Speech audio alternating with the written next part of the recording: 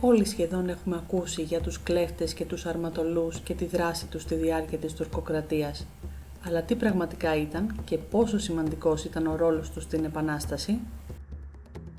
Οι ρίζες τους φτάνουν στον ύστερο Μεσαίωνα, όταν ισχυροί γεωκτήμονες και διάφορα κράτη και κρατήδια χρειάζονταν επαγγελματίες στρατιωτικούς. Ο ερχομός των Οθωμανών δεν άλλαξε τα πράγματα, καθώς οι τοπικοί πασάδες και μπέιδες, ενίοτε και κάποια δυτικά κράτη, είχαν ανάγκη από εμπειροπόλεμους και σκληραγωγημένους άνδρες που μπορούσαν να επιχειρούν με άνεση στα βαλκανικά και όχι μόνο εδάφη. Αυτοί οι πολεμιστές προέρχονταν συνήθως από συγκεκριμένες περιοχές και οικογένειες. Μάθαιναν την τέχνη του άτακτου πολέμου μέσα στην οικογενειακή και τοπική παράδοση. Ιδιαίτερες επιδόσεις σε αυτό το φαινόμενο είχε η περιοχή της Ιππήρου και της Αλβανίας και τα ορεινά της κεντρικής Ρούμελης και της Πελοποννήσου. Η φτωχή παραγωγή των ορεινών οικισμών έσπροχνε αρκετούς νέους σε δραστηριότητες όπως οι ένοπλες υπηρεσίες εντός ή εκτός ελλαδικού χώρου και η ληστεία σε βάρος εύπορων κτηματιών και κοινοτήτων σε παιδινές περιοχές, συνήθως χωρίς διάκριση μεταξύ μουσουλμάνων και χριστιανών. Ήταν τα μέλη μιας άτυπης στρατιωτικής επαγγελματικής τάξης, διατηρούσαν τα δικά τους ηθικά και ιδεολογικά χαρακτηριστικά, διέθεταν ιδιαίτερο κώδικα τιμής και βιοπορίζονταν από διαφορετικές και συχνά εναλλασσόμενες μεταξύ τους δραστηριότητες στην υπηρεσία ισχυρών και πλούσιων αφεντάδων αλλά και εναντίον τους. Υμνήθηκαν από λαϊκούς ποιητές και τραγουδιστές, έγιναν ήρωες ακόμα και σε ρομαντικά μυθιστορήματα, αλλά στην πράξη συντήρησαν σε ευρεία κλίμακα τις στρατιωτικές γνώσεις και το μαχητικό πνεύμα του υπόδουλου ελληνικού κόσμου, ενώ κατάφερναν για μεγάλα διαστήματα να διατηρούν πρακτικά ελεύθερες σημαντικές ορεινές ζώνες, ειδικά στα νότια και νοτιοδυτικά Βαλκάνια. Ήταν παρόντες από τα πιο νότια της Ελλάδας ως τις υπόρειες της Ρωσικής και της Αυστριακής Αυτοκρατορίας. Αυτοί ήταν οι κλέφτες και οι αρματολοί.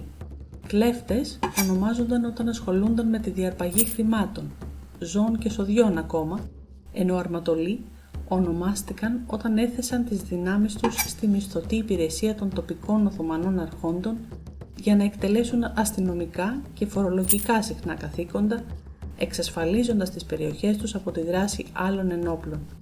Σταδιακά, οι αρματολοί άρχισαν να ενισχύουν το ρόλο τους και να αποκτούν σημαντική δύναμη. Έγιναν η φρουρά των μπέιδων και των πασάδων. Κόντρα στον διαδεδομένο μύθο, ο αρματολός συχνά συγκέντρωνε και σημαντικό πλούτο από άλλες προσόδους, όπως η διαχείριση των κοπαδιών του αρματολικιού.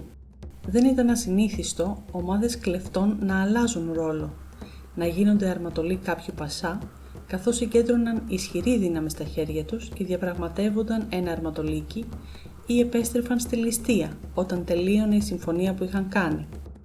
Έτσι, συχνά εναλλάσσονταν οι ρόλοι ανάμεσα σε αρματολούς και κλέφτες, σε ένα είδος βίαιου ανατολίτικου παζαριού ανάγκης και εξουσίας. Οι ισχυρές αρματολικές οικογένειες φρόντιζαν με συμμαχίες, συνεργασίες και πιγαμίες να διατηρούν την εξουσία τους στο αρματολίκι, χωρίς αυτό βέβαια να σημαίνει ότι συχνά δεν είχαν και προκλήσεις από επίδοξους ανταγωνιστές. Το πρώτο γνωστό αρματολίκι ήταν αυτό των Αγράφων, όπου οι Οθωμανοί, αδυνατώντας να καθιερώσουν την κυριαρχία τους, προτίμησαν απλά να εισπράττουν ένα φόρο από τους ντόπιους οπλαρχηγούς. Στον ελλαδικό χώρο, μόνο η Πελοπόννησος ήταν εξαίρεση σε αυτή τη διοικητική διαχείριση, καθώς ήταν πολιτικά πιο ενιαία. Οι χριστιανοί οπλαρχηγοί εκεί λέγονταν Κάποι και όχι αρματολοί. Λόγω των ρωσοτουρκικών πολέμων, οι Οθωμανοί αποφάσισαν να υποτάξουν ή να εκαθαρίσουν όλους τους κλεφταρματολούς του Μοριά, ενώ ασκήθηκε πίεση και σε άλλους αντίστοιχους πληθυσμούς, όπως οι πολεμικότατες Σουλιώτες, που δέχτηκαν αλλεπάλληλα επιθετικά κύματα από τον Αλή Τεπελενλή Πασά. Όλοι οι οπλαρχηγοί της εποχής, μαζί με τις ομάδες τους, υποχρεώθηκαν να συμβιβαστούν και να μείνουν ως αρματολοί ή να μεταναστεύσουν στα Επτάνησα.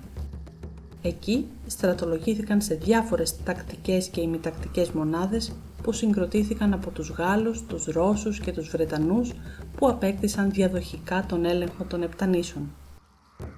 Στα σώματα αυτά, οι παραδοσιακοί πολεμιστές έμαθαν σύγχρονες τακτικές, εμπλούτησαν τις γνώσεις και τη στρατηγική τους σκέψη και διατήρησαν τις μαχητικές τους ικανότητες, ενίοτε πολεμώντας και μεταξύ τους σε αντίπαλους στρατούς. Σε αυτή τη γενιά, που γνώρισε καλά τις μάχες τόσο στο άτακτο οθωμανικό βαλκανικό σκηνικό, όσο και στο τακτικό πλαίσιο της εποχής των Ναπολεόντιων πολέμων, ανήκαν όλοι οι μετέπειτα μεγάλοι οπλαρχηγοί της Επανάστασης, όπως ο Κολοκοτρώνης και ο Καραϊσκάκης.